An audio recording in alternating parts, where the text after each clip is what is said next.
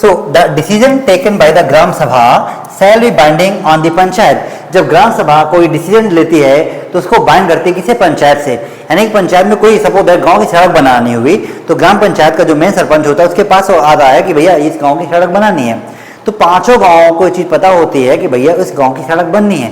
तो जितने भी यानी कि जो ग्राम पंचायत होता है उसके पास जितनी भी लेखा जोखा होता है वो सब होता है ग्राम सभा के पास, और ग्राम सभा जो है उससे चीजें ले लेती है। ठीक है, अब बात करते हैं any person agreed by the decision on the gram sabha. यानी कोई पर्सन अगर एग्रीड होता है किसी ग्राम सभा से तो क्या may appeal to the director within a period of 30 days from the date of decision. अगर कोई सपोज है कि जस्ट लाइक ऐसे हम बात करते हैं कोई पर्सन, अगर कोई पर्सन ग्राम सभा के कार्य से संतुष्ट नहीं है, सेटिस्फाइड नहीं है, एग्री नहीं है, तो वो 30 दिन के अंदर जा करके उस ग्राम सभा के खिलाफ केस कर सकता है। ठीक है, तो क्या कहा गया? The date of such decision and the director's decision on the such appeal shall be final. और ये कहा गया जब उसको फाइनल डिसीजन मिलेगा तो जो डायरेक्टर्स होते हैं डिसीजन देने के लिए उनका फाइनल, उनका जो रिजल्ट होगा हमेशा मान्य होगा। सपोज दैट आपके घर में लड़ाई झगड़ा हो गया तो घर वाले शांत कर दिए। अगर आपके गांव में लेकर किसी चीज़ को अगर डिस्प्यूट हो गया तो गांव तो जाएंगे, आपके पास वाले जो न्यायालय में हो जाएंगे, उसमें ज़्यादा हुआ तो डिस्ट्रिक्ट कोर्ट में जाएंगे। अगर सिविल केस है तो सिविल में, या क्रिमिनल केस है तो क्रिमिनल में जाएंगे। डिस्ट्रिक्ट कोर्ट से बड़ा होता है हाई कोर्ट। हाई कोर्ट जिसका स्टेट का सबसे ज़्यादा पॉपुलेशन होती है, जैसे यूपी में 75 to 76 एक नया प्रयागराज बनाया गया, वहाँ पे 75 डिस्ट्रिक्ट हैं। अब 75 डिस्ट्रिक्ट के लिए हाई कोर्ट तो नहीं हो सकता है, उसके लिए एक छोटा भी कोर्ट बनाया गया जिसे कहते हैं सबऑर्डिनेट कोर्ट। जैसे कि जो यूपी कैपिटल है लखनऊ, वहाँ पे सबऑर्डिनेट कोर्ट है और मेन कोर्ट है प्रयागराज। ठीक है, इलाहाबाद जिसे कहते हैं। तो अब हाई कोर्ट ने जो कहा मानना पड़ेगा। मान लीजिए आप हाई कोर्ट से सेटिस्फाइड नहीं है तो आप सीधा जाओगे दिल्ली सुप्रीम कोर्ट में, और सुप्रीम कोर्ट का कहा गया हमेशा आपको मानना पड़ेगा। अब कहते हैं हाउ कैन जज the supreme court be remove with position. Supreme court का अगर जज सपोज दैट एक अगर सुप्रीम कोर्ट ने जो कहा मानना पड़ेगा, लेकिन कभी कभी अगर सुप्रीम कोर्ट ने गलत डिसीजन दे दिया तब का क्या हो गया? मान लो सुप्रीम कोर्ट ने किसी को मृत्युदंड दे दिया गया और रियलिटी में वो उसके कंडीशन में नहीं है कि वो मृत्युदंड के काबिल हो, या उसने गलती नहीं की फिर भी किसी तरीके से दे दिया गया, तो वो एक अपील करता है प्रेसिडेंट को, और प्रेसिडेंट पहले उस जो चीफ जस्टिस ऑफ इंडिया है उसका पहले एक ब्यौरा निकालेगी। ठीक, एक रिजल्ट निकालेगी, भैया तुमने जितने डिसीजन दिए सही है नहीं। अगर तुमने डिसीजन गलत दिया है, तुम्हारा मिसबिहेवियर सही नहीं है, यानी कि तुमने मिसबिहेवियर लाइक काम किया, तुम्हारा बिहेवियर सही नहीं है, तो फिर प्रेसिडेंट उसको वहाँ से हटा देगा। लेकिन हटाने के लिए लोकसभा और राज्यसभा यानी कि जो मेंबर ऑफ पार्लियामेंट होते हैं, लोकसभा हो या राज्यसभा, उसमें से 2/3% यानी कि 3 में से 2 लोगों का आपको हटाने के लिए, जो सुप्रीम कोर्ट का जज है उसको हटाने के लिए अगर एग्री होते हैं तो प्रेसिडेंट उसको वहाँ से हटा देता है। यही 2 पॉइंट दिए गए हैं, उनको हम 1 by 1 समझते हैं। ठीक है, आगे चलते हैं। तो क्या कहा गया? अ जज a supreme court can be remove from position only on the grounds prevent misbehaviour और इनकैपेसिटी। अगर सुप्रीम कोर्ट के जो जज होते हैं, ठीक है, अगर सुप्रीम कोर्ट का जो जज है अगर वो सही से काम नहीं कर रहा है, इसका मतलब उसका बिहेवियर सही नहीं है, या हम बात कर सकते हैं इनकैपेसिटी, उसके पास इतनी काबिलियत या हम उसको काबिलियत कह सकते हैं, कैपेसिटी कह सकते हैं, अगर नहीं है तो भी इसको वहाँ से हटा सकते हैं। He can be remove from the office by the order president. अभी कहा गया कि जब उसको हटाया जाएगा तो वो ऑर्डर जाएगा किसके पास? प्रेसिडेंट के पास, और प्रेसिडेंट उसको तभी हटा पाएगा जब after an address from the each house of the parliament. Each house of the parliament का मतलब होता है कि हम बात करते हैं लोकसभा की और हम बात करते हैं राज्यसभा की। तो जो हमारा हाउस ऑफ पार्लियामेंट दिया गया है इसमें लोकसभा राज्यसभा भी आते हैं, अगर वो दोनों उसमें यानी कि मेजोरिटी, ये कहा गया the total member of the house of by majority less than 2/3 of the member present and voting.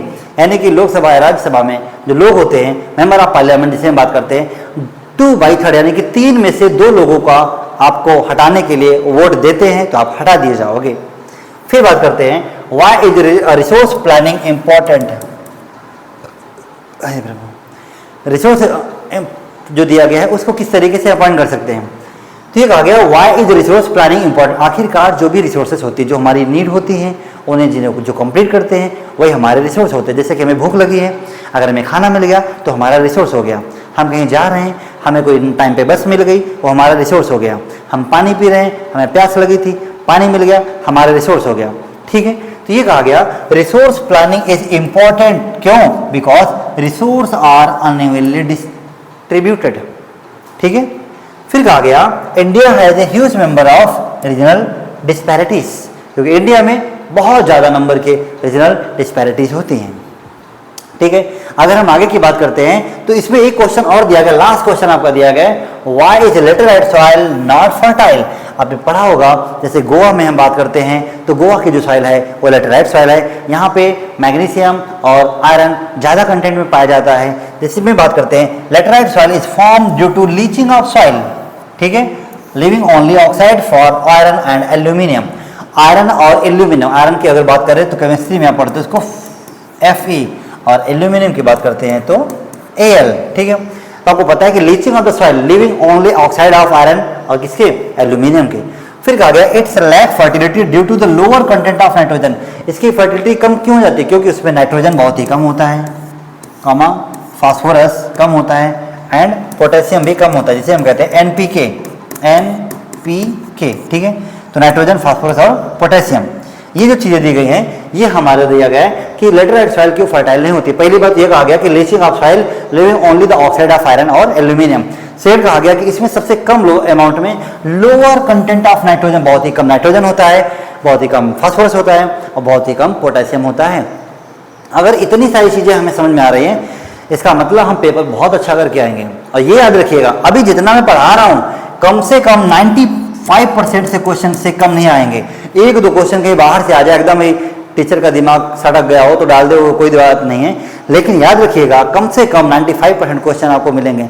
और एक आपको गुड न्यूज़ देता हूँ, और अगर इस पेपर से कुछ क्वेश्चंस नहीं आए, आपको ये लगता है कि जो हेमंत सर ने बताया हुआ है क्वेश्चंस नहीं आ रहे हैं, तो उसमें हेमंत सर ने आपके लिए बहुत बढ़िया फंडा बना के रखा हुआ है। उसमें से हमने फिर आपको बताया था 8 क्वेश्चन हमने और भी बना के रखे हुए हैं जो कि हम आपको फिर से समझाएंगे। वो अदर क्वेश्चन है ताकि आपने अगर उनको पढ़ लिया, उसमें से 2-3 क्वेश्चन जो इसमें 5% बचा हुआ है वो ये कवर करेगा। फिर हम एक छोटी सी क्लास लेंगे जस्ट लाइक इसे 15-20 मिनट की, जिसमें अप्रॉक्सीमेटली 30 to 40 फिर MCQ सॉल्व करेंगे कि गोवा बोर्ड से पेपर कहीं से भी बना दिया जाए उसमें से MCQ क्वेश्चन आपके एग्जाम में आएंगे। ये आपके हेमंत सर का दावा है, ठीक है। तो इतना सब आपने पढ़ा हुआ है, आई होप आपको समझ में अच्छे से आया होगा। एक बार इसको अच्छे से लिख के प्रैक्टिस कीजिए, समझ में आएगा, बहुत अच्छे तरीके से आएगा।